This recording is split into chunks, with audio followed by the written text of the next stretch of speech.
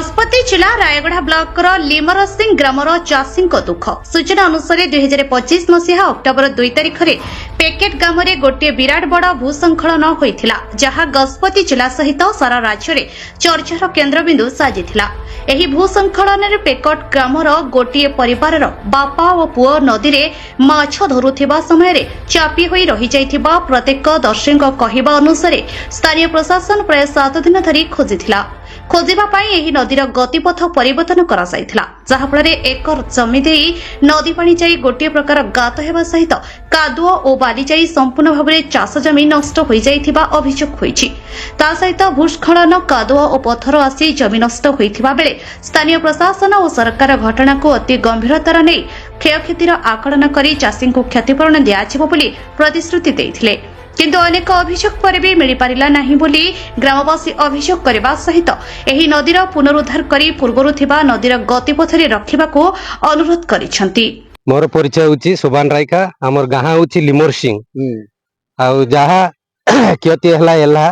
आउ से नदीर पुनरुद्धार कले हम चाषी मानकू उपकृत हबो बा से माने शांति टिके रहिबे। से जदी पुनरुद्धार न करी जीव बोले आमको चाषी मानक बहुत सम्मुखीन हबू बा ठाटू आहरी 100 एकरा जमी भी माड़ी माड़ी पड़ेब से जदि न बांधिले बा से पुनरुद्धार न कले ठाटू अधिक अवस्था रे पहुंची जीव आमर लिमरसिंह गाँव जमी क्षति हम। आपनकर क्षयक्षति बाबद किसी अर्थ पाइले कि आपण माने? मु तो पाइतिली आ 40 खंडे पाइतिली एले भी महला संगे समान आउ एतिकी तो मोर 2 एकरा जमी जाइछि 2 एकरा जमी पूरा से बड़ बड़ पत्र जाक छाड़ी की जाइछंती आ छेती तो पाइला कोन करबी से कमेंट रो हिसाब रे हम देले आ कोन करबी जा पाइबाटा मु कहूची न पाइबाटा अन्य मानकू से मोर पछपट लोक जाक से माने पाइनांती बोली की कहउचंती पाइनांती आ से माने मो गगन सबरो ग्राम लिमरसिंह मो एई जणावा कारण एई अक्टोबर मास 2 तारिख भूस्खलन थिबाटा एबे पर्यंत से नदी पुनर्बार करबा पाई एनी जेते आमे आरआई ऑफिस गलु तहसील ऑफिस गलु तहसीलदार गलु तापरे